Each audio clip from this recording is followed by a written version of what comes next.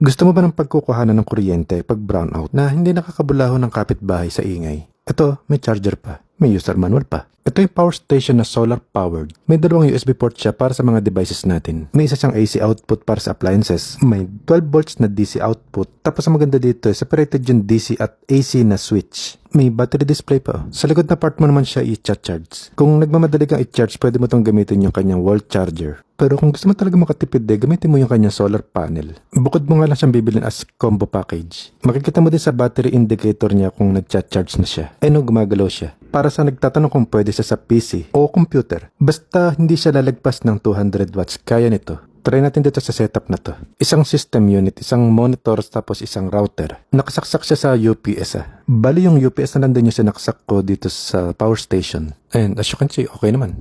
Siguro nasa 100 plus watts lang itong setup ko. Hindi pa naman siya nag-warning. Dagdagan pa natin yung load niya. Itong laptop ko naman ay saksak natin. Siguro nasa 40 to 60 watts lang yung laptop. So, hindi pa rin siya lalagpas sa 200 watts, di ba? Try naman natin dito sa rep namin.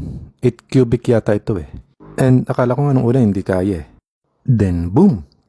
Chinek ko naman din kasi nasa 80 to 140 watts lang naman yung rep. So, hindi pa rin siya lagpas sa 200 watts, di ba? Dito naman gumamit ako ng splitter.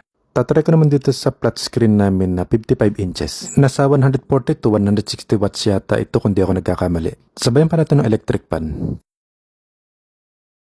As you can see, kaya pa rin naman niya. Basta hindi lang siya lalagpas ng 200 watts kaya naman ito. Pero ang nagpapanalo talaga dito wala siyang ingay katulad ng mga typical na generator, di ba? Madali pang dalhin.